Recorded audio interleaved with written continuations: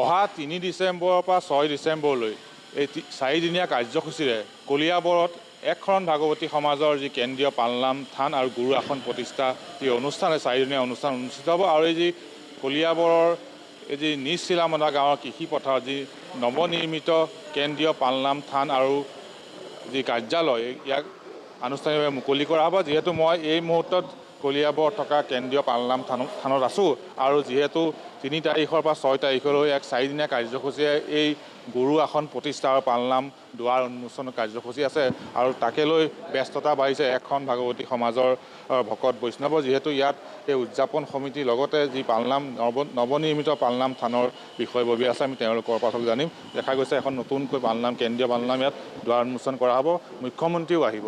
হয়, কৃষ্ণ শংকৰ গুৰু আমাৰ একশৰণ ভাগৱতী সমাজ অসমৰ নৱনিৰ্মিত কেন্দ্ৰীয় পালনাম থান কলিয়াবৰৰ আমাৰ গুৰু আসন প্ৰতিষ্ঠা আৰু দ্বাৰ উন্মোচন কাৰ্যসূচীৰে 4দিনীয়া কাৰ্যসূচীৰে আমি অনুষ্ঠানভাগ আয়োজন কৰিছোঁ ডিচেম্বৰৰ।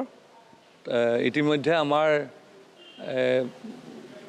পালনাম থানৰ কামো প্ৰায় সমাপ্ত হৈছেহি। 97% কামেই সম্পূৰ্ণ হৈছে। এতিয়া ৰং আৰু এনেকৈ কিছু কাম আছে। ফিনিচিঙত এতিয়া আমাৰ পালনাম থানৰ কাম চলি আছে। ইতিমধ্যে আমি অসমৰ বিভিন্ন ঠাইৰ পৰা ভকত বৈষ্ণৱ সন্ত মহন্ত সত্ৰাধিকাৰ প্ৰভুসকলক আমি আমন্ত্ৰণ জনাইছোঁ আৰু লগতে একশৰণ ভাগৱতী সমাজৰ বিভিন্ন জিলাৰ পৰা ভকত বৈষ্ণৱসকল আহিব। আমি তেখেতলোকক সেই 4দিনীয়া কাৰ্যসূচীত যাতে আমি সুন্দৰভাৱে সেৱা ধৰিব পাৰোঁ, তেখেতলোকক আপ্যায়ন কৰিব পাৰোঁ, তাৰো আমাৰ পূৰ্ণগতিত ব্যৱস্থাৰ কামখিনি চলি আছে। আৰু ধৰক মুখ্যমন্ত্ৰী আহিব, কেতিয়ালৈ আহিব? আমি আমাৰ যিহেতুকে একশৰণ ভাগৱতী সমাজৰ এই কলিয়াবৰ কেন্দ্ৰীয় পালনাম থান ভাগ বহু ভকতৰ আশাৰ আৰু সপোনৰ এক পালনাম থান আছিল আৰু ইতিমধ্যে যিসকলে এই পালনাম থান নিৰ্মাণ কৰাৰ সপোন দেখি ইতিমধ্যে আমাৰ বহু ভকত এতিয়া আমাৰ মাজৰ পৰা বিদায় লৈছে। তেখেতলোকে বৰ্তমান চাবলৈ নাপালে। তেখেতলোকৰ এই আশাৰ আৰু সপোনৰ পালনাম থান ভাগ ইতিমধ্যে আমাৰ নিৰ্মাণ হৈ উঠিছে আৰু এই পালনাম থান ভাগৰ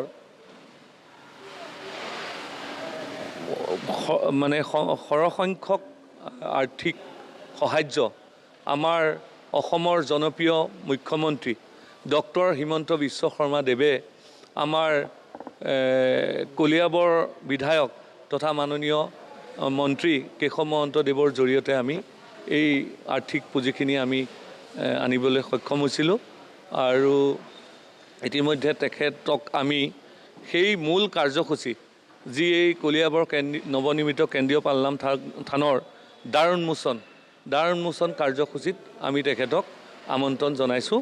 তেখেতে 4 তাৰিখে আমাৰ আগত কথা দিছে যে তেখেত আহি পাব আৰু সেয়েহে আমি তেনেধৰণেই আগবাঢ়ি আছোঁ। কামখিনি এতিয়া পূৰ্ণগতিত কাম চলি আছে, ব্যৱস্থাৰো কাম চলি আছে আৰু পালনাম থানৰো যি মানে ফিনিচিঙৰ যিখিনি কাম আছে ৰঙৰ পৰা আদি কৰি আৰু মূৰ্তি আমাৰ জয় বিজয় সিংহ ভাগ আৰু যি য'ত আমাৰ নামঘৰ সংস্কৃতিৰ লগত জড়িত যি সেইসকল আমাৰ স্থাপন হ'ব নামঘৰত, সেয়াৰ কামো এতিয়া ইতিমধ্যে চলি আছে। নিশ্চয় তেওঁলোকে যি প্ৰস্তুতি তুংগত তুলিছে আৰু দেখা গৈছে বিভিন্ন ঠাই ভকত বৈষ্ণৱ আহিব, তেওঁলোকক আদৰিবলৈ বা তেওঁলোকক আপ্যায়ন কৰা কেনেধৰণৰ ব্যৱস্থা? আমি ইতিমধ্যে ইয়াত 50,000 ভকতৰ আমি মানে উপস্থিতি আশা কৰিছোঁ আৰু একশৰণ ভাগৱতী সমাজৰ এই আমাৰ আজন্মৰ সেৱাস্থল কেন্দ্ৰীয় কাৰ্যালয় আৰু কেন্দ্ৰীয় পালনাম থান কলিয়াবৰ শদিয়াপাৰ ধুবুৰীলৈ আমাৰ একশৰণ ভাগৱতী সমাজৰ লগতে বিভিন্ন ধৰ্মীয় অনুষ্ঠানৰ ভকত বৈষ্ণৱে উপস্থিত হ'ব আৰু আমি কলিয়াবৰবাসীৰ লগতে বিভিন্ন জিলাৰ ভকত বৈষ্ণৱ আগতীয়াকৈ ইয়াত উপস্থিত হৈছে। তেখেতলোকক আপ্যায়ন কৰিবৰ কাৰণে সেৱা কৰিবৰ কাৰণে আমি ৰৈ আছোঁ আৰু আজি এই মঞ্চৰ পৰা আমি আহ্বান জনাইছোঁ শদিয়াৰ পৰা ধুবুৰীলৈ একশৰণ ভাগৱতী সমাজৰ লগতে সমূহ ধৰ্মপ্ৰাণ ৰাইজক আমি এই পালনাম থানলৈ আমি আহ্বান জনাইছোঁ। সকলোৱে আহি আমাৰ ইয়াত উপস্থিতি উপস্থিত হৈ আমাৰ পদধূলা দি অনুষ্ঠানভাগ সাফল্যমণ্ডিত হোৱাত সহায় কৰে আৰু সকলোকে আমি বিনম্ৰতাৰ সেৱা আৰু শ্ৰদ্ধা ইয়াৰ পৰা জনাই আহ্বান জনাইছোঁ।